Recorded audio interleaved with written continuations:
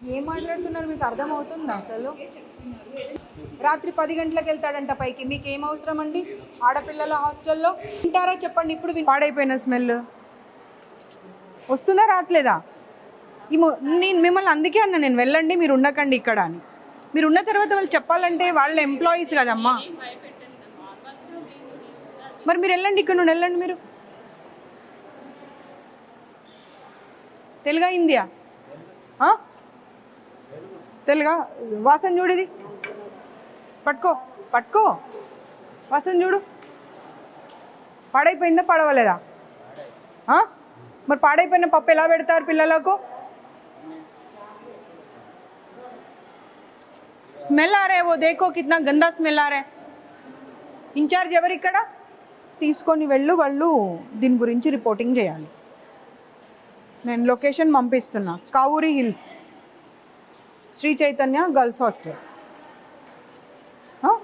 వాచ్మెన్స్కి వీళ్ళకు, సెక్యూరిటీ వాళ్ళకు, వీళ్ళకి అందరికీ ఒకటే బాత్రూమ్స్ ఇచ్చేసి మీరు, నేను ఉండగానే నువ్వు కళ్ళతో బెదిరించి వచ్చావు అంటే అమ్మ నీ ధైర్యాన్ని మెచ్చుకోవాలి. పిల్లలు చెప్పారు నువ్వు బయటకు రాగానే. అంటే నువ్వు వెనకాల ఏం చేస్తున్నావు అనేది ఇంకా మాకు అర్థమవుతుంది. నీకు కొంచెమన్నా భయం ఉండాలి.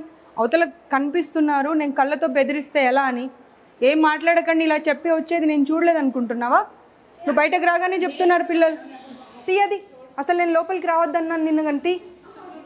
అసలు మనుషులు అనుకుంటున్నారా వీళ్ళు పశువులు అనుకుంటున్నారా? ఏం బ్రేక్ అమ్మా? అదే ప్రధానికి రీజన్ చెప్తూ వెళ్ళు.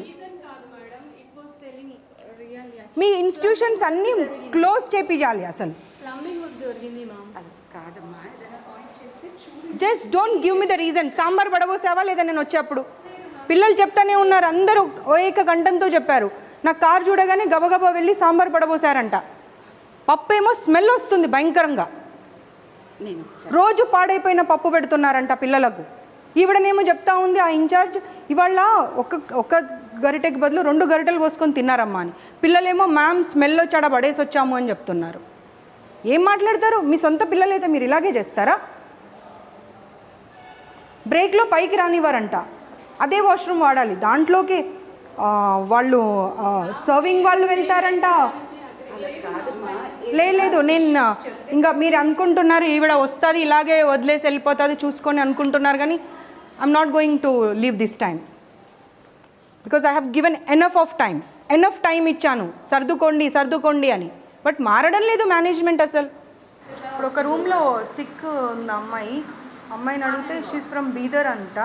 వాళ్ళ అమ్మాయికి ఫీవర్ ఉంది, కోల్డ్ ఉంది, కనీసం మీ వాళ్ళు వెళ్ళి కనీసం కొంచెం భోజనం కూడా పెట్టలేదంట, కిందకు వచ్చి తిని వెళ్ళిందంట.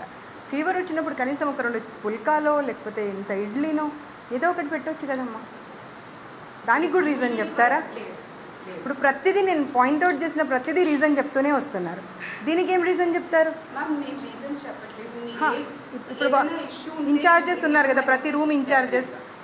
Is it not their responsibility to take care of? They are not even from our state. పక్క స్టేట్ నుండి ఎక్కడో మీ ఇన్స్టిట్యూట్ మీద నమ్మకంతో వచ్చినప్పుడు is it not your responsibility to take care of them? మరి చూడండి వెళ్ళి, అమ్మాయి కూర్చొని ఉంది ఒక్కతే పాపం. పెంట మొహం అని తిడతారంట. వాళ్ళు పెంట మొహాలు అయితే మరి వీళ్ళు ఏం మొహాలో అర్థం చేసుకోవాలి. ఇంకా మరి పేరెంట్స్ వస్తానంటేనేమో రాకూడదు. 6 గంటలకు గీజర్ ఆన్ చేస్తారు, 6-5 నిమిషాలకి కింద ఉండాలి. అంటే 5 నిమిషాల్లో 5 పిల్లలు క్లాస్ రూమ్లో స్నానాలు చేసి ఎలా బయటకు వస్తారు? 2 డేస్ అయిందంటే ఇప్పుడు పిల్లలు స్నానాలు చేయక. 3-4 డేస్ వాష్రూమ్స్ క్లీన్ చేయరంట. వాటర్ అసలు మార్నింగ్ 6:15కి ఆగిపోతే మళ్ళీ నైట్ ఏ టైంకి వస్తుందో తెలియదంట. గీజర్ ఊడి కింద పడిపోయిందండి ఒక రూమ్లో. వచ్చిన రోజు అమ్మాయిని ఆ రూమ్లో ఫ్యాన్ వేయొద్దు, ఏసీ వేయొద్దు, ఏం ఆన్ చేయకుండా పడుకోండి అని చెప్పారు. ఎవరి రూమ్లో గీజర్ పడిపోయిందో ఆ అమ్మాయి ఉంది ప్రత్యక్షంగా ఇప్పుడు. ఏంటండి? No, you are not suppose to run the institute. You give me 15 days time. Why should I? ఇప్పుడు ఇన్స్టిట్యూట్ని మీరు ఫస్ట్ ఇయర్స్ని జాయిన్ చేసుకునే అప్పుడు మీకు ఉండాలి అది. ఇప్పుడు ఎవరో ఒకరు వచ్చి మీకు పాయింట్అవుట్ చేసిన తర్వాత give me 15 days. Then why don't you ask them that మీరు ఇప్పుడే పే చేయకండి, కొత్త ఇన్స్టిట్యూట్లోకి మార్చాక అప్పుడు పే చేయండి అని ఎందుకు అడగలేదు? మరి sir, I'll take medicine. ఎలా how you will allow the boys to go and clean the washrooms without informing anybody? వాళ్ళు వెళ్ళే వరకల్లా వాష్రూమ్స్లలో ఈ స్టాఫ్ అంతా ఉంటున్నారంట and they are waiting for them. రాత్రి 10 గంటలకు వాచ్మెన్కి ఏం పని అండి పైన? రాత్రి 10 గంటలకు ఒక్కడు ఎలా వెళ్తాడండి?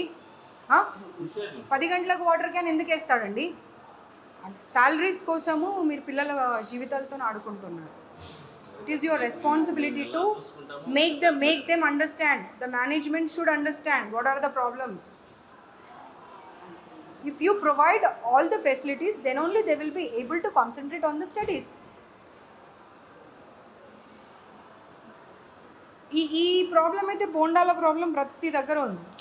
పిండితే నూనె వచ్చే బోండాలు పెట్టడం ఎందుకండి? అవసరమా పిల్లలకు? Why do you want to ruin their health? అసలు బోండా అనే పదం ఎందుకండి?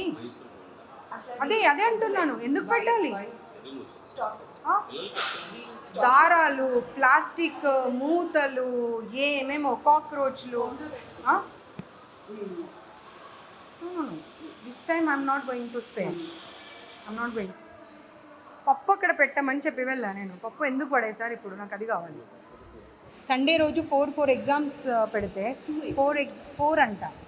సండే రోజు 4 అంట అండి. 4 అంట. 4 ఎగ్జామ్స్ అంటే మార్నింగ్ 5 o'clock లేచిన పిల్లలు రాత్రి 11 గంటలకు పడుకుంటే మళ్ళీ ఇంపోజిషన్స్ అని అదని ఇదని ఇస్తే పిల్లలు కూడా మనుషులే కదండి, వాళ్ళు నిద్రపోయే టైం ఉన్నది. అమ్మ పప్పేది? నీ బాధ్యత కాదా? నీ రెస్పాన్సిబిలిటీ కాదా? పప్పు ఉండని ఫుడ్ సేఫ్టీ వాళ్ళు ఇది అర్థమైందా? మీ మెయింటెనెన్స్ మేనేజ్మెంట్ ఏంటో మీది.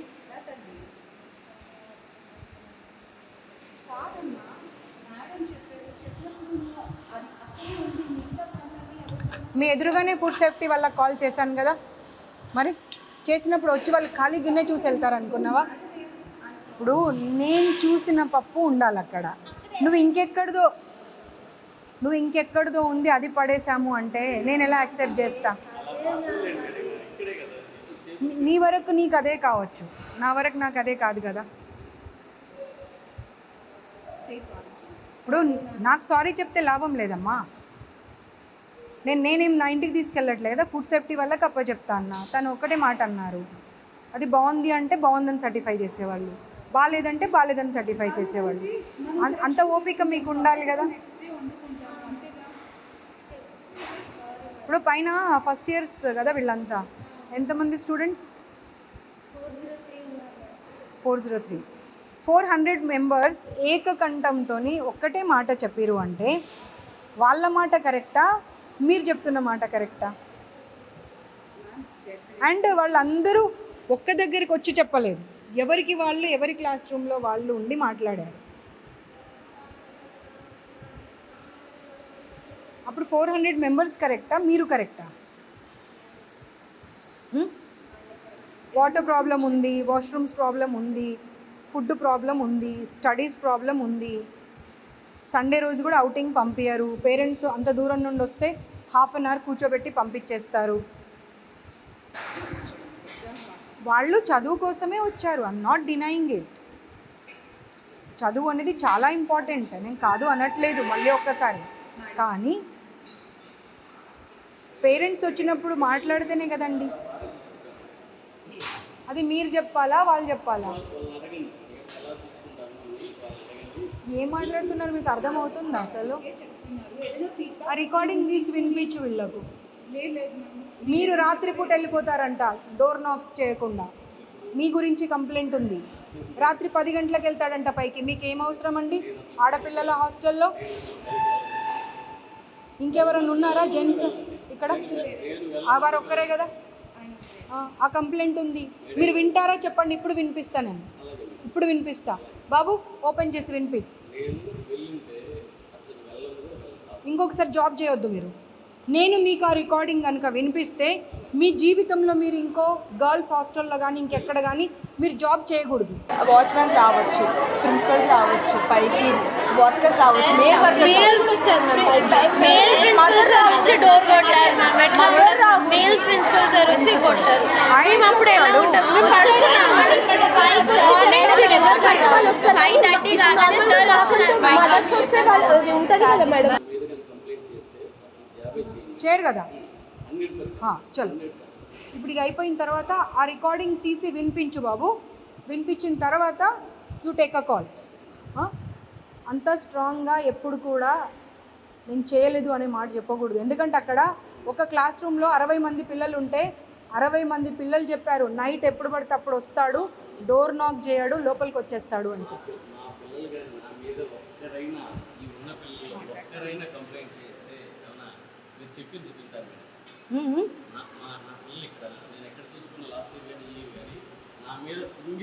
మీకు పాయింట్ అర్థం కావట్లేదండి. మీకు పాయింట్ అర్థం ప్లీజ్ అండి. What's your name? మీకు పాయింట్ అర్థమైందా?